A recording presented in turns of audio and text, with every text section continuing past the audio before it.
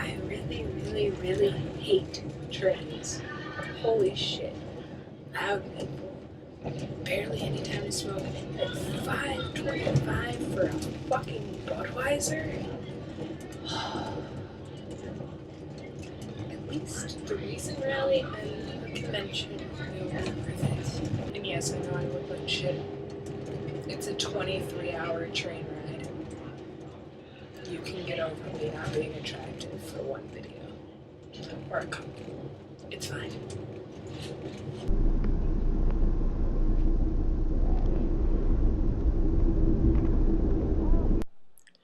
Well, here I am.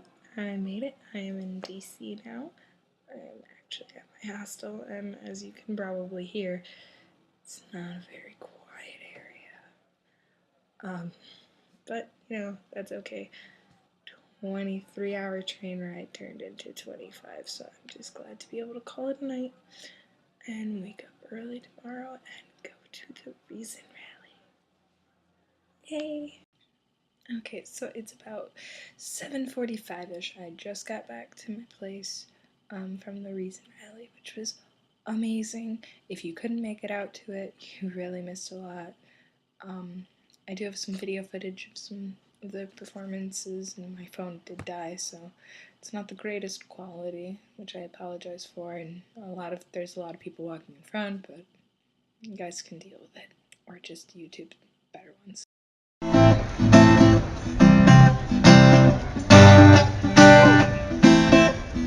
Say that I need to be saved. Say with me, the devil's got his way. I want to know how when you are praying and when you are doomsdaying, how you think you know that someone is listening to what you are saying. And so you think that you can tell us how to live our lives, never questioning the source from which your moral code derives. You think that suffering is part of some great plan that's been devised. I wonder when we'll be rid of your lies.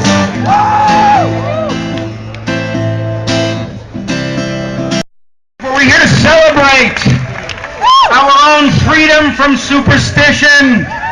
We're going to celebrate our belief in reason, science, and the power of the human mind.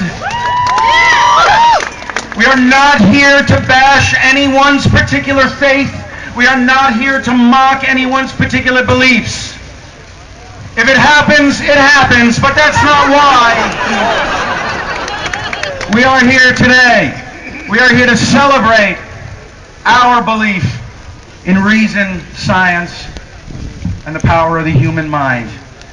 And to let politicians and Americans and people all around the world know that there is a base for them to stand on, to stand up against the religious right and those who are imposing dogma and doctrine in public policy in an America where all people need to be free.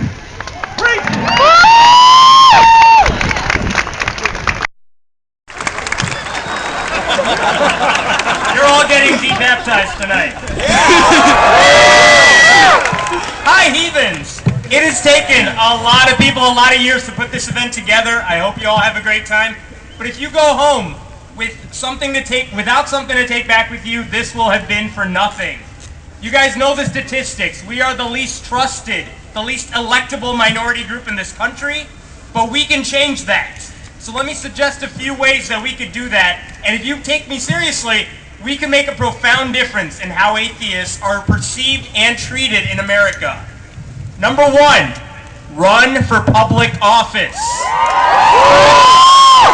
Do you want your child's school district to be run by creationists? Do you want your health care in the hands of legislators whose faith tells them women shouldn't have total control over their bodies? Do you want a congressperson who believes we live in a Christian nation, or a senator who created the U.S. Office of Alternative Medicine? Then get on the ballot. You You don't need to run for president. You don't even need to run for Congress right now, but run for city council. Run for your local school board. Run for class president if you're in college or high school. If your city has a dog catcher election, do that. We need more rational thinkers in public office, people who know how to tell truth from fiction and ask good questions and think critically. Pete Stark needs some company. And if we don't run for office, the religious right will. Number 2, support your local free thought communities. There is strength in numbers, and we have the numbers, but you would never know it if you go to a lot of meetups. And we can raise awareness that we're out there. We could put up billboards, we could let people know we're good without God, we can volunteer for local charities that need the support, and we can lobby all those politicians who care more about the Bible than the Constitution. But we cannot do it alone. If you don't have a local group, start a local group. We can't grow the movement if people don't know we're out there. Next thing, we have to let people know we're atheists, like Dave said. I know that's easier said than done.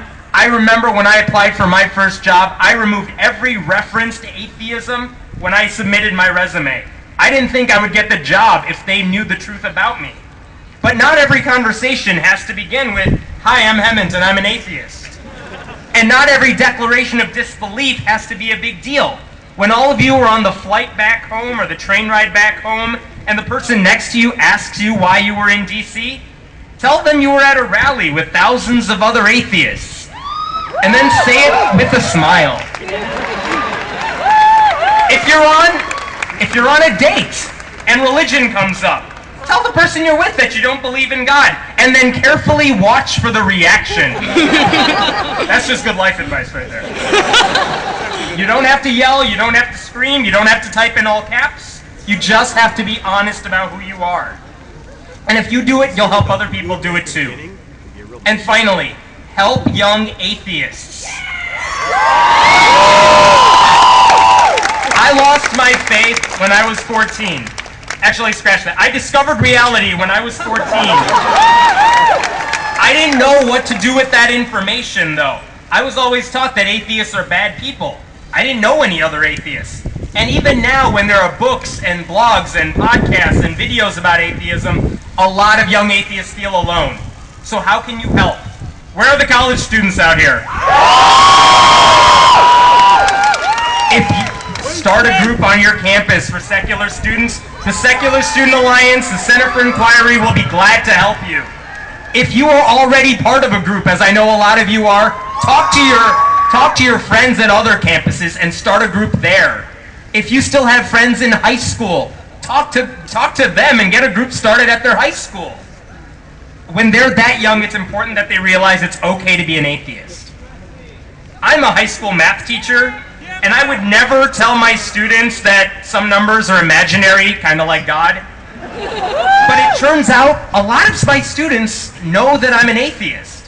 And it's not because I bring it up, but it's because I'm so public about it outside of work. In the 5 years that I've been teaching, students have come up to me before class, and it's because I'm the only adult atheist that they know. And they tell me that their pastor said something in church over the weekend that they didn't agree with. Or they tell me they don't want to go through their confirmation, but their parents are making them. Or they'll say they're not sure how to tell their parents that they don't believe in God. And my response to them is always the same. You didn't do your homework, did you? But if you work with children, if you work with teenagers, you can help them feel less alone by helping them start a group where they can discuss these thoughts and their fears. It's never easy for them. We can help them out. And I won that lawsuit in January.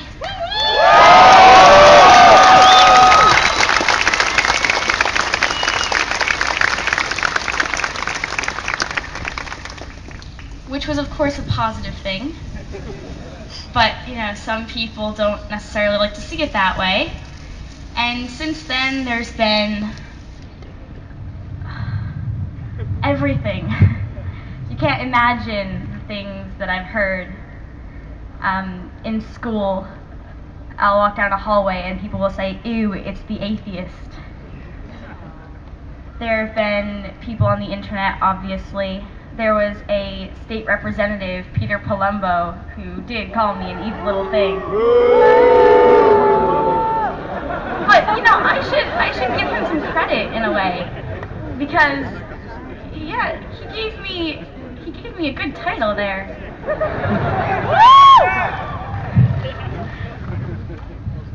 So, what I said before about this movement, I think the students are really an important part of that. And today I want to say that I'm here not because, you know, I'm an accomplished biologist or a famous writer or anything along those lines, but I'm here because I'm a student. And I'm here to tell you that what I did can be done by anybody. And no creepy comments about Carrie anymore. Cut that shit out, okay?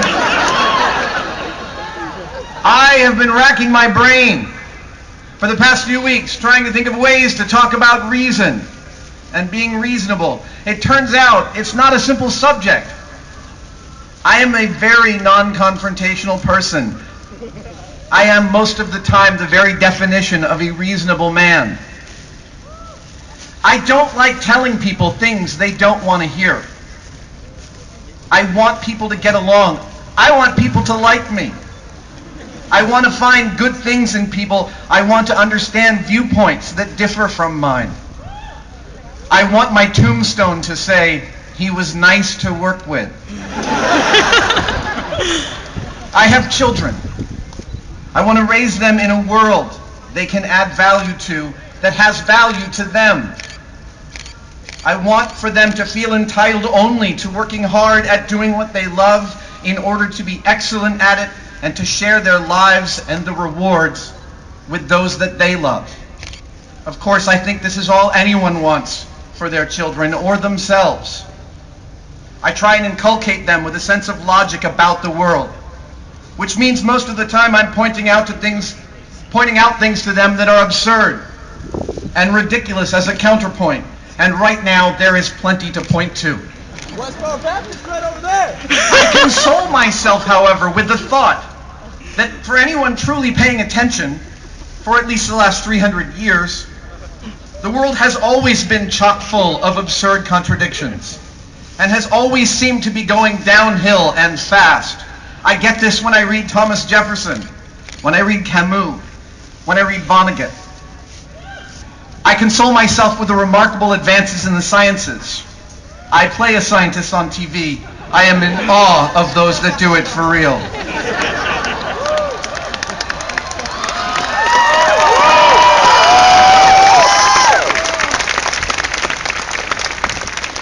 Testable, provable phenomena and the predictions they allow, big and small, brought me here in front of you today. And they will take me back to my family when I am done. They allowed me to drive to DC on a bus, type my speech on a screen, ride to this rally in a car, walk on shoes that support my feet, and wear clothes and a hat that protects my pale skin from the sun. To fly on a plane home. That plane I will get on exists and stays in the air because of a million large and tiny tested predictions about lift, drag, material performance, physics, electricity, radio waves, wear, tear, shear, checklists, human error, machine error, and redundancy. Thank you. It is a miracle of engineering. It is the result of an ancient and very human drive, a drive that makes us what we are in all of our unique specialization, a drive to solve problems. Many tens of thousands of people combined their collective genius to make an impossibly fast and efficient, thin, inflated bubble of aluminum so stable and secure that you'd have to fly for several thousand years before the odds gave you an even chance of being in an accident. Everything that we have that makes our lives possible exists because human beings have tested the things they found in their surroundings, made predictions based on those tests, and then improved upon them. This is reason, the human capacity to make sense of the world.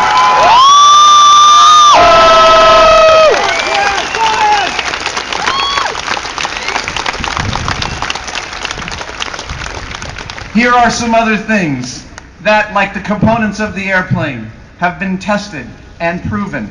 I'm going to call them facts. E equals MC fucking squared. Force equals mass times acceleration.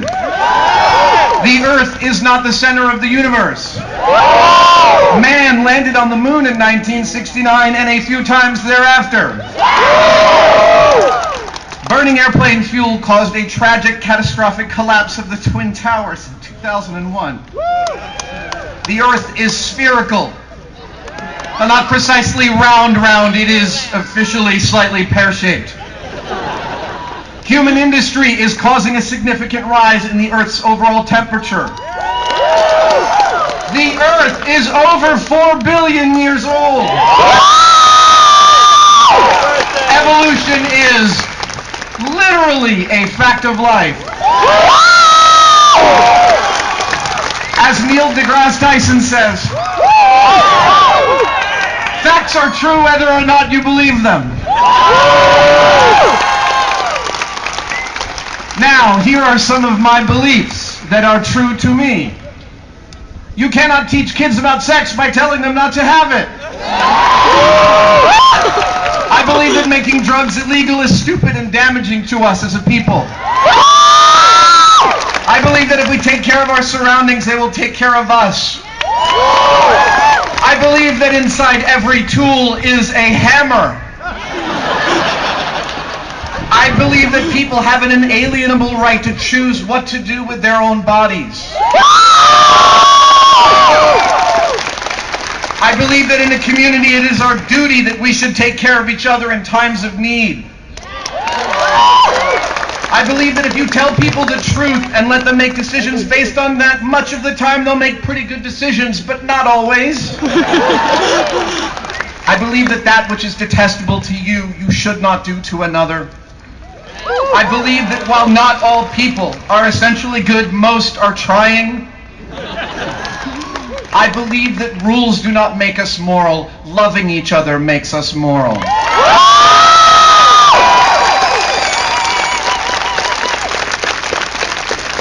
And finally, I have concluded through careful empirical analysis and much thought that somebody is looking out for me, keeping track of what I think about things, forgiving me when I do less than I ought, giving me strength to shoot for more than I think I'm capable of. I believe they know everything that I do and think, and they still love me, and I've concluded after careful consideration that this person keeping score is me. Angry about. So I want to talk about why so many atheists are angry, or rather, since I don't presume to speak for all atheists, I want to talk about why I'm angry. I'm angry that according to a recent Gallup poll, only 45% of Americans would vote for an atheist for president.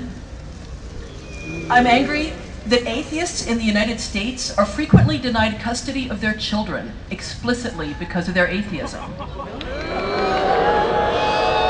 I'm angry on behalf of the atheist blogger in Iran who told me that they have to blog anonymously because if they don't, they'll be executed.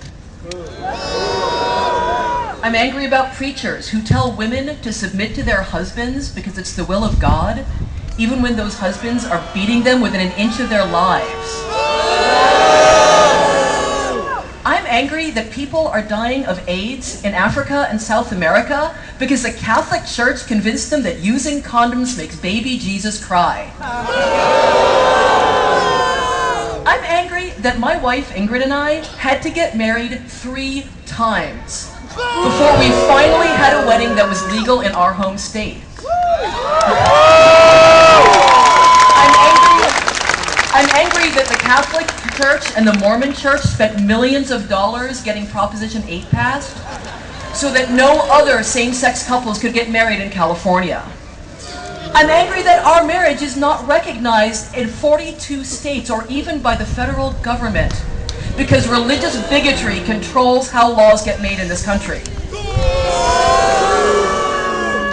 I'm angry that the current Dalai Lama said that although he supports tolerance for gay people, he sees homosexual sex as wrong, unwholesome, a bad action, and contrary to Buddhist ethics.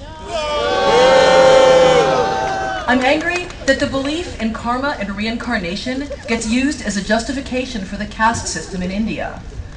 I'm angry that people who are born into poverty and despair are told that it's their fault, that they did something bad in a past life and they're being punished for it. I'm angry that sick children suffer and die because their parents believe in faith healing. And I'm angry that in 39 states, these parents are protected from prosecution for child neglect. I'm angry that in Islamic theocracies, women who have sex outside marriage, who date outside their religion, who disobey their male relatives, are executed. I'm angry that people in Africa are being terrorized, tortured, and killed over accusations of witchcraft. Okay, witch hunts are happening in Africa now, not in the Middle Ages, not in the 1600s, today. I'm angry that Rick Santorum is a serious candidate for president.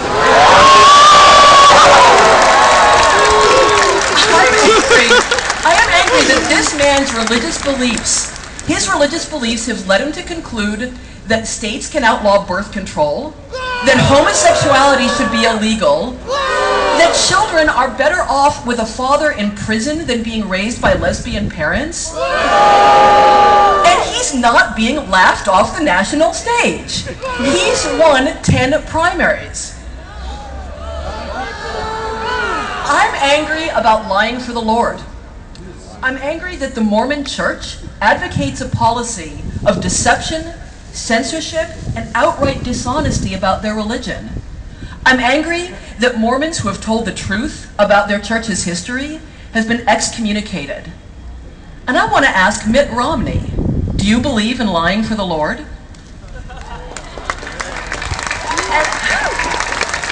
And I'm angry that when people run for political office, when people run for office in the United States, it's considered invasive and intolerant to ask about their religious beliefs. You know, if somebody's going to be making decisions about science policy, I want to know if they think the Earth was created 6,000 years ago. If somebody's going to be making decisions about foreign policy, I want to know that the people making decisions about foreign policy, I want to know, do you believe that there has to be violent warfare in Israel to bring about the second coming? And I resent the fact that if I ask these questions, I'll be seen as bigoted.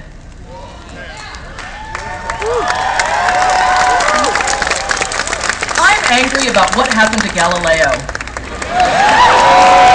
Still, I realize it happened in 1633. I'm still mad.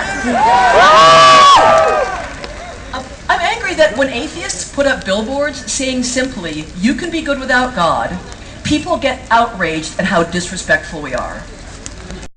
God's existence, but there are evidences for evolution. And the universe is neither 6,000 years old, nor was it created in 6 days. I also said, Islam is not compatible with human rights, women's rights, secularism, and freedom of expression. And the Quran was not written by someone who had any knowledge of science.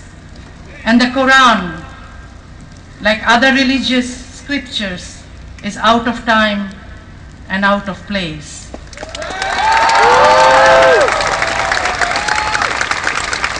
And I confessed that I did not need to read any book on atheism or secularism or humanism to be an atheist. I still believe that for the Muslims, the Quran is the best book that can inspire them to becoming an atheist.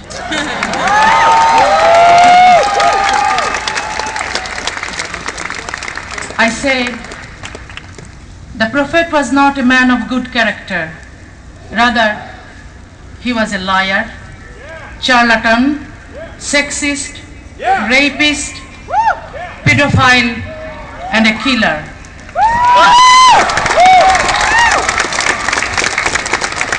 I was thrown out of my country because I said, we do not need God to be good, moral, nice, kind, generous, and humane.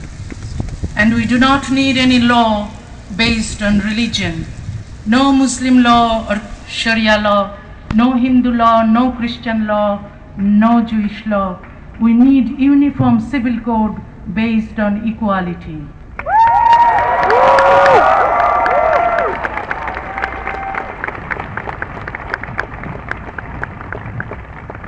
I was thrown out of my country because I said, women must not be treated like slaves, sexual objects, and childbearing machines.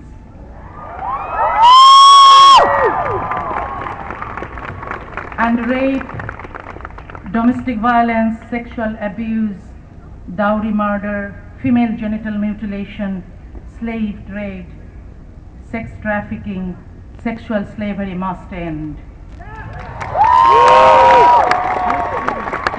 Because I said this, I had to leave my country 18 years ago, and I have been prevented from returning to my country. You believe it or not, in some countries, people are still living in the dark ages. I want to share my recent experience with you. A few days ago, there was a Golden Jubilee celebration in my medical college. I could not attend the celebration as I am not allowed to go back to my country. I received the pictures of my classmates who are now renowned physicians. To my surprise, I found almost all my doctor friends are wearing Islamic veils and growing Islamic beards. But many of my friends who studied arts and became poets, writers, and artists are non-believers. I realized that many people study science only to get a good job. Studying science would not help if people do not have a curious and a logical thinking mind.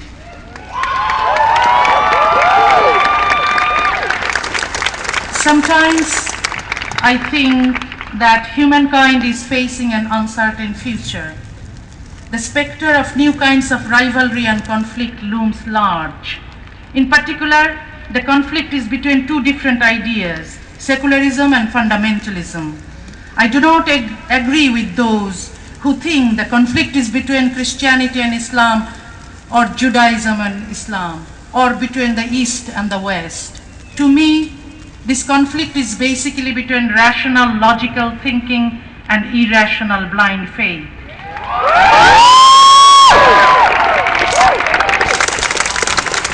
To me, this is a conflict between modernism and barbarism. While some strive to go forward, others strive to go backward. This is a conflict between innovation and tradition, between those who value freedom and those who do not.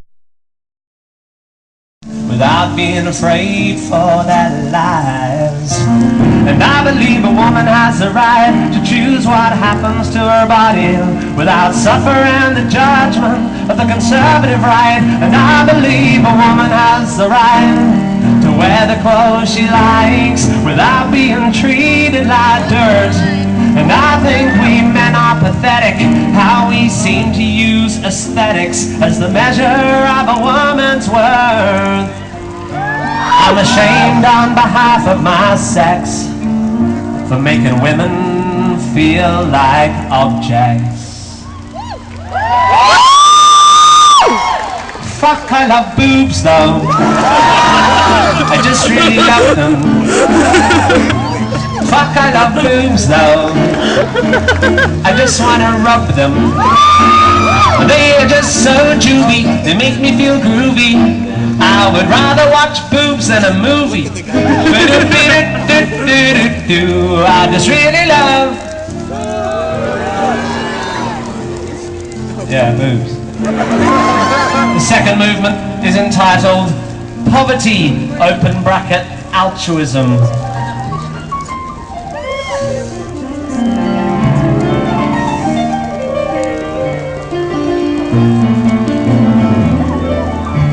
closed bracket. I believe that people are entitled to basic human rights, whether they are rich or they're poor. And I believe a world where no children are starving is a world worth fighting for. And I try to remind myself, even when I'm struggling, how incredibly lucky I am. And I don't think it's okay that the luxuries I crave should come at the expense of my fellow man. I'm sure we could do a little more to alleviate the suffering of the poor. Thank you.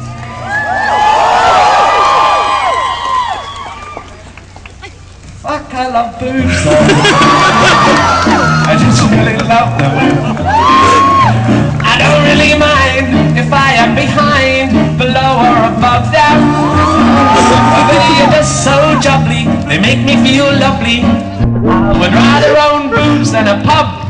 Be-do-be-do-do-do-do. I just really love. Huh, what? Yeah, atheist boobs, yeah. The final movement is entitled The Environment. I believe the planet that we live in is a living organism, and we must treat her carefully. I don't think we can assume we can just go on consuming her resources indefinitely. The earth's not a bottomless pit, and we can all do our little bit.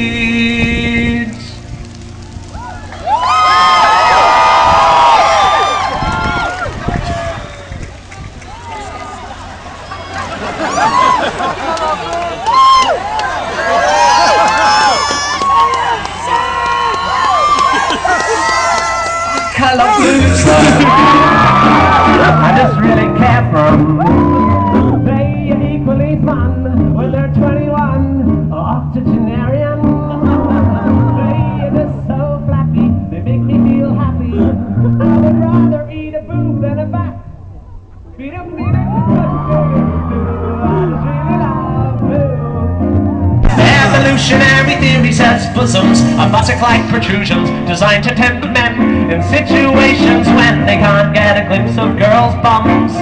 I find such hypotheses dumb. It's like that one that says lipstick is for making your lips look more like the lips of a happy vagina. Since they said that, I can't look my great aunt in the eye. Why do you have to say that? Oh,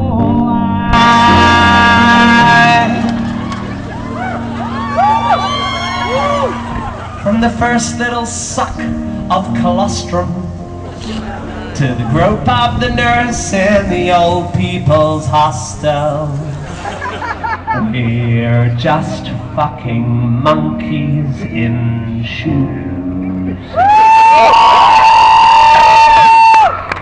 And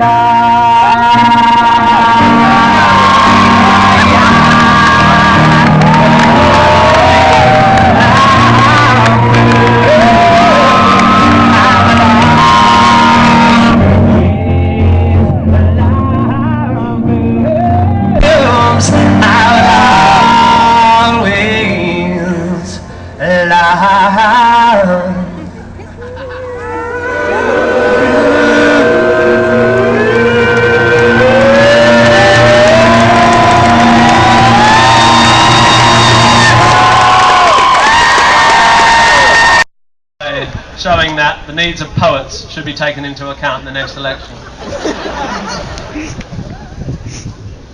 This is a rant, it's called Storm.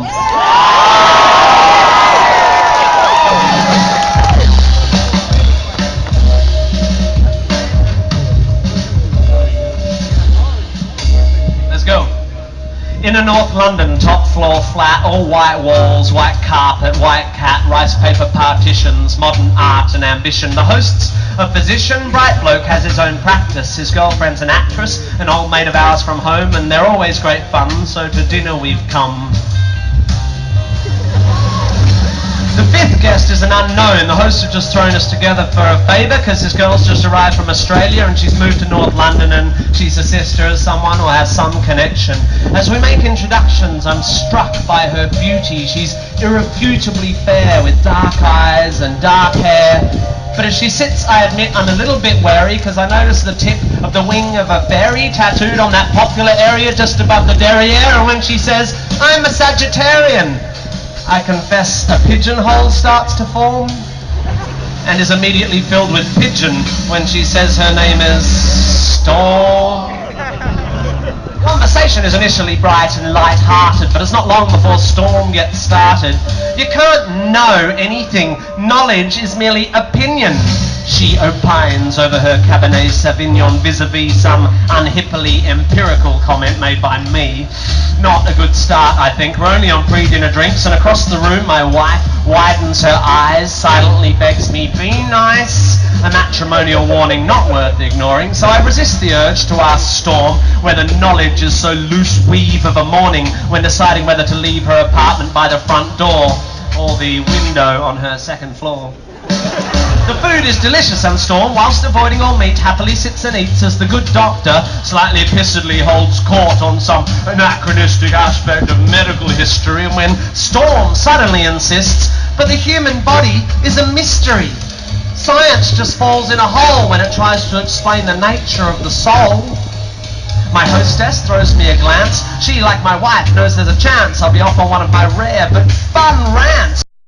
Storm is starting to get my goat. I have no intention of rocking the boat, although it's becoming a bit of a wrestle because, like her meteorological namesake, Storm has no such concerns for our vessel. Pharmaceutical companies are the enemy. They promote drug dependency at the cost of the natural remedies that all our bodies need. They are immoral and driven by greed. Why take drugs when herbs can solve it? Why use chemicals when homeopathic solvents can resolve it? I think it's time we all return to live with natural medical alternatives. And try as I like, a small crack appears in my diplomacy dike. By definition, I begin, alternative medicine, I continue, has either not been proved to work or been proved not to work. Do you know what they call alternative medicine that has been proved to work?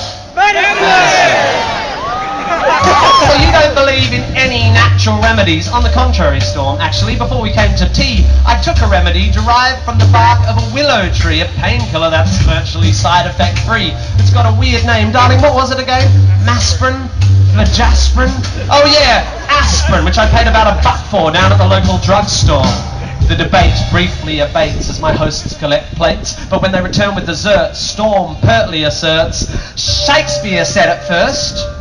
There are more things in heaven and earth than exist in your philosophy. Science is just how we're trained to look at reality. It doesn't explain love or spirituality. How does science explain psychics, auras, the afterlife, the power of prayer? I'm becoming aware that I'm staring. I'm like a rabbit suddenly trapped in the blinding headlights of vacuous crap.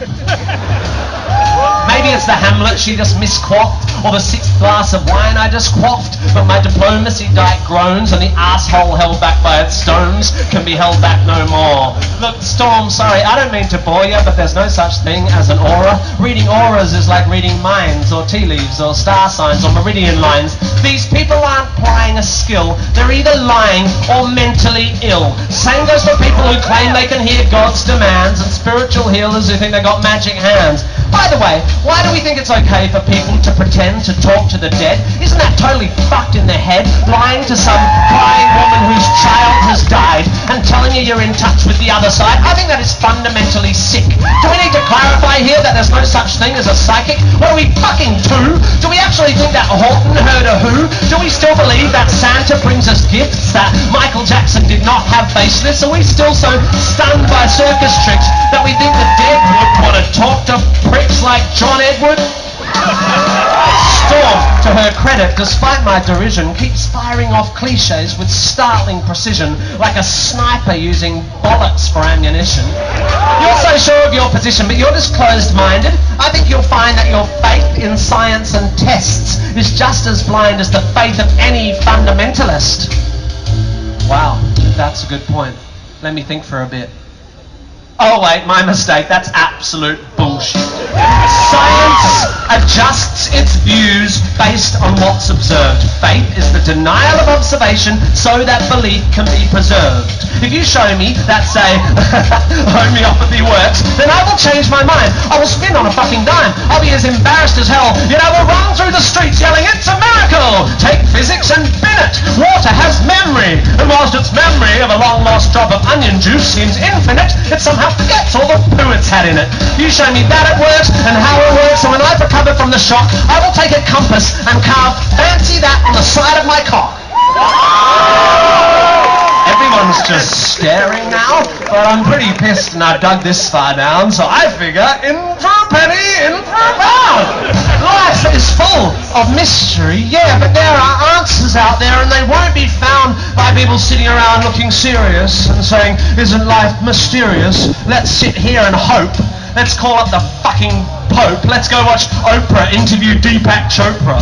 If you want to watch telly, you should watch Scooby-Doo. That show was so cool because every time there was a church with a ghoul or a ghost in a school, they looked beneath the mask. And what was inside?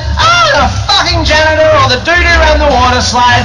Because throughout history, every mystery ever solved has turned out to be not magic.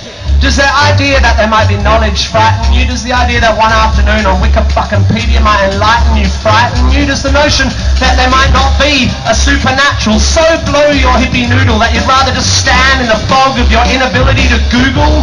Isn't this enough?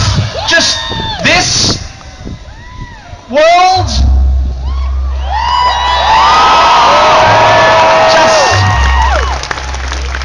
Just this? Beautiful, complex, wonderfully unfathomable natural world? How does it so fail to hold our attention that we have to diminish it with the invention of cheap man-made myths and monsters? If you're so into your Shakespeare, lend me your ear. To gild refined gold, to paint the lily, to throw a perfume on the violet is just fucking silly, or something like that. Or what about Satchmo? I'll see trees of green, red roses too. And fine if you wish to glorify Krishna and Vishnu in a post-colonial, condescending, bottled up and labelled kind of way, then whatever, that's okay. But here's what gives me a hard on. I am a tiny, insignificant, ignorant bit of carbon. I have one life and it is short and unimportant. But thanks to recent scientific advances, I get to live twice as long as my great-great-great-great-uncles and aunts. Twice as long to live this life of mine, twice as long to love this wife of mine, twice as many years of friends and wine, of sharing curries and getting shitty at good-looking hippies with fairies on their spines and butterflies on their titties.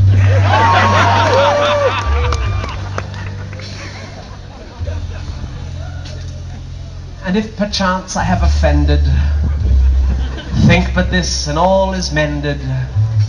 We'd as well be 10 minutes back in time for all the chance you'll change your mind. From a benighted country that does not have a constitutional separation between church and state. Indeed, we don't have a written constitution at all. We have a head of state who is also the head of the Church of England. The Church is deeply entwined in British public life. The American Constitution is a precious treasure, the envy of the world.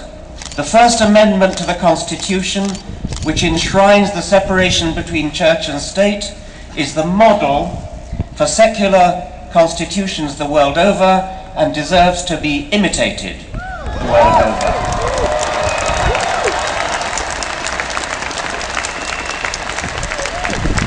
How sad it would be if, in the birthplace of secular constitutions, the very principle of a secular constitution were to be betrayed in a theocracy. And it's come close to that. How could anyone rally against reason? How is it necessary to have a rally for reason? Reason means basing your life on evidence and on logic, which is how you deduce the consequences of evidence. In 100 years' time, it seems to me inconceivable that anybody could want to have a rally for reason.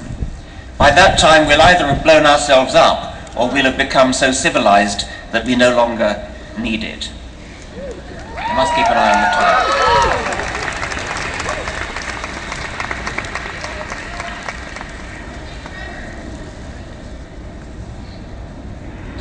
When I was at school, we used to sing a hymn.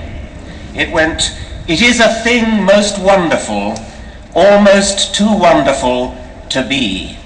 After that, the hymn rather went off the rails, but those first two lines have inspired me ever since. It is a thing most wonderful that on this once barren rock, orbiting a rather mediocre star on the edge of a rather ordinary galaxy, on this rock,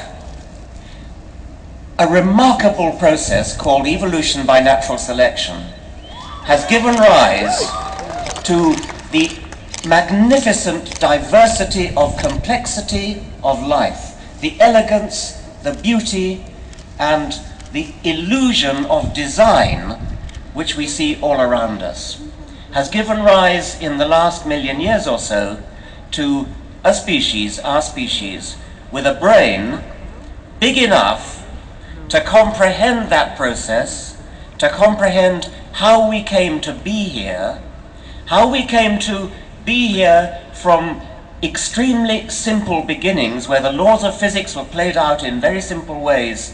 The laws of physics have never been violated, but the laws of physics are filtered through this incredible process called evolution by natural selection to give rise to a brain which is capable of understanding the process, a brain which is capable of measuring the age of the universe between 13 and 14 billion years, of measuring the age of the Earth between 4 and 5 billion years, of knowing what matter is made of, knowing what we are made of atoms, brought together by this mechanical, automatic, unplanned, unconscious process, evolution by natural selection.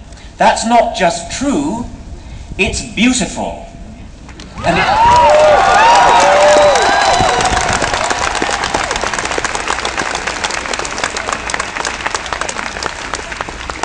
it's beautiful because it's true, and it's almost too good to be true. How is it conceivable that the laws of physics should conspire together without guidance, without direction, without any intelligence to bring us into the world? Now we do have intelligence. Intelligence comes into the world, comes into the universe late. It is coming to the world through our brains and maybe other brains in the universe. Now, at last, finally, after 4 billion years of evolution, we have the opportunity to bring some intelligent design into the world. We need intelligent design. We need to intelligently design our morals, our ethics, our politics, our society. We need to intelligently design the way we run our lives, not look back to scrolls. I was going to say ancient scrolls. They're not even very ancient. About 800 BC, the book of Genesis was written.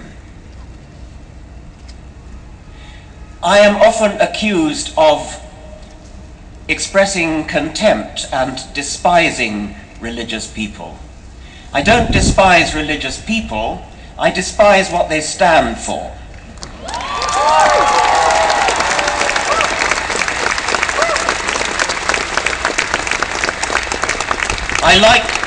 I like to quote the British journalist Johann Hari, who said, I have no contempt for you, I have so much respect for you that I cannot respect your ridiculous ideas.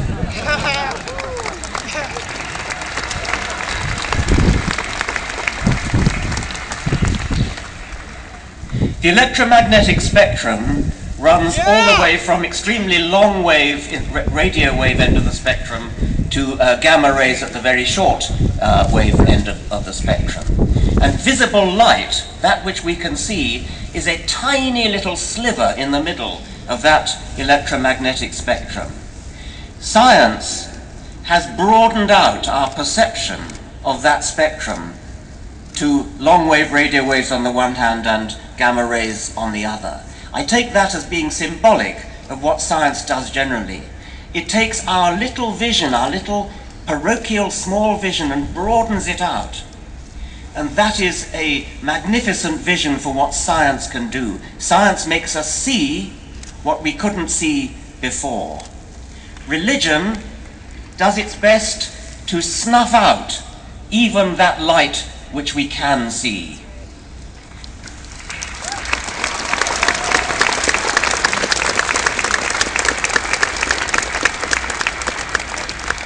So we're here to stand up for reason, to stand up for science, to stand up for logic, to stand up for the beauty of reality and the beauty of the fact that we can understand reality. I hope that this meeting will be a turning point. I'm sure many people have said that already. I like to think of the physical analogy of a critical mass. There are too many people in this country who have been cowed into fear of coming out as atheists or secularists or agnostics. We are far more numerous than anybody realizes.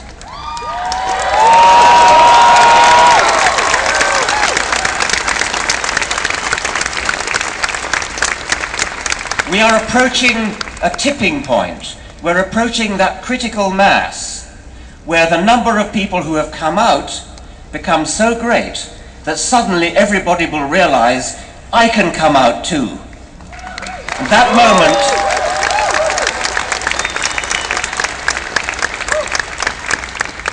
moment is not far away now, and I think that with hindsight, this rally in Washington will be seen as a very significant tipping point on the road.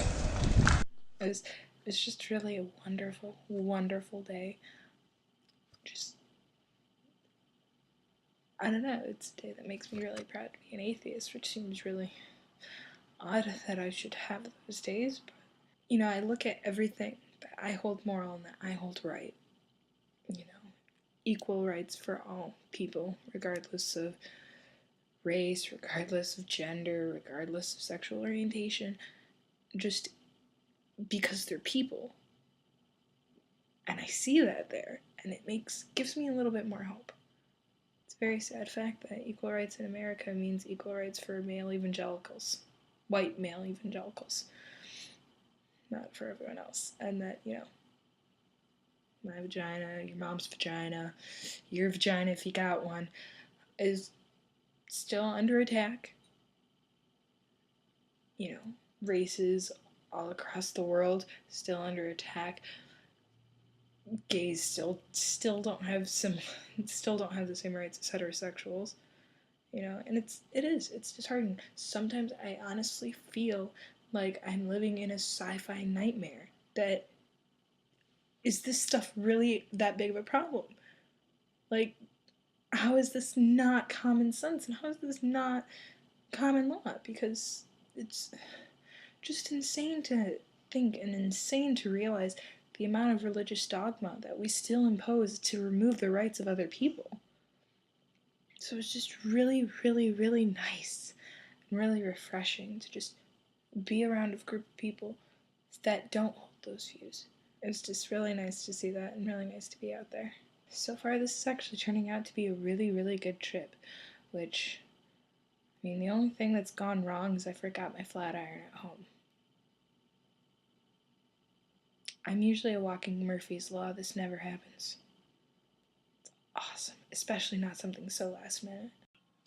I'm all ready for the convention. I'm so excited. It's super early in the morning, but I go out for coffee, finish reading some Richard Dawkins book. Yay, convention day. Best weekend ever. I almost feel like I should do an award speech.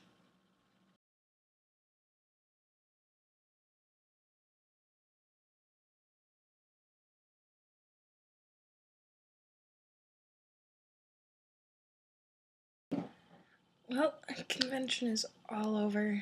It's a little bit sad to say that, but it is. I've had an amazing, amazing weekend. I have never been treated with as much dignity and respect and equality as I have at that convention, which, I mean, I'm part of a very, statistically speaking, I don't exist. I'm a Latina atheist. That's also hardcore scientist and very, very modified with piercings and tattoos. And being female, Hispanic, and atheist,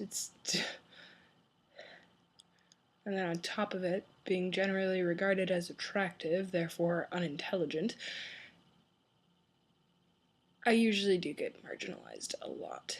And I usually do get treated that because I do go out in revealing clothing, because I do generally, not all the time, take care of my appearances and make sure I look good,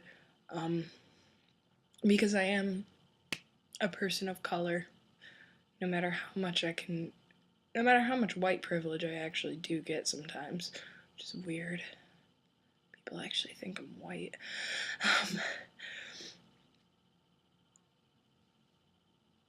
I get marginalized a lot for it. I get thought that I'm going into a career that's, soft, or that I'm a psychologist when I tell them that I'm scientific, or that, I'm gonna go into literature, which are all still respectable careers, but it shocks all people when they find out that I'm trying to go for a degree in astrophysics. It was nice to be able to talk to people where when they asked, "Oh, you're a student, what are you studying?" and I tell them, they're like, "That's great, that's excellent." I didn't get the nerd pigeonhole. I didn't get the, "Oh, wow, I would have never guessed that." But it was an absolutely wonderful weekend. Absolutely magical. Yes, magic exists. It's at the American Atheist Convention.